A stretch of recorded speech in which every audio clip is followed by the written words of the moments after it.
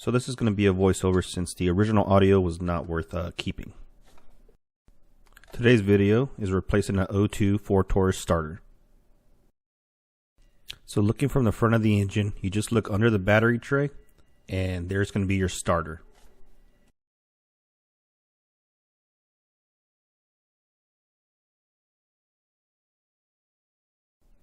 So the first thing we're going to do is take off the three 8mm bolts that hold on the splash shield. One right there, and the one that's already off. Next is just going to be a bunch of 5.5mm screws that hold the bumper to the splash shield from the front and the sides. So just follow along the bottom of the bumper and you'll find all the screws.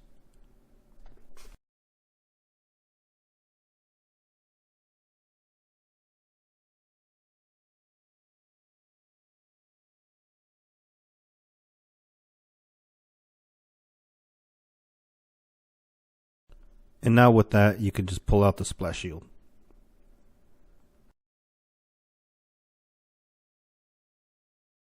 You don't need to take it off, but I feel like now you have more angles, you can get some sockets or wrenches on it.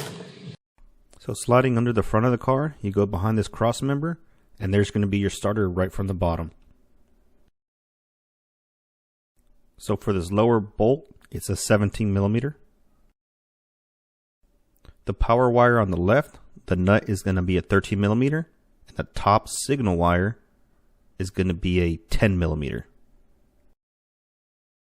At this point, I already took off the top 10mm, and now I'm working on the 13mm power wire.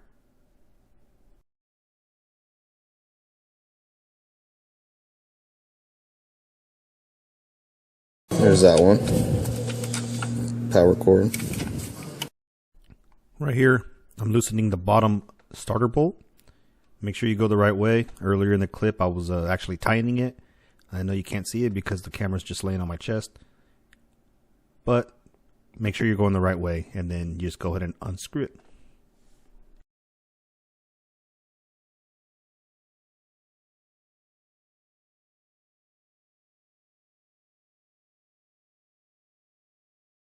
And for the last bolt, we're going to go through the top, and you'll see a better angle right now. This angle is from the driver fender looking forward, and my socket is right there on the nut. And there's two nuts, one that holds this grounding wire, and then the starter mount bolt. And to get the top bolt, you're going to go ahead and go from the front, right next to the battery. So I wasn't able to record the removal of the top one, but here is the nut that holds the grounding wire to the bolt that holds the starter onto the engine. And for me, for some reason, the grounding nut didn't come off separate, so it pulled up the stud as a whole. Hopefully yours is not like that. But they are two different sizes for the nut and for the stud that holds the starter in place. And once you get it unbolted, it sits right there on top of the cross member. And then you just got to find the right angle to get it out. And it's going to be coming from behind the cross member in front of the transmission. And you'll see the angle right here. Right here, I'm just showing that I got it out. I just had to pry it a little bit. You'll see an upholstery tool. So if you have a pry bar or something along those lines, it'll help you pull it out. And here's comparing it to the new one. Just make sure they're exactly the same. And then you can go ahead and install it.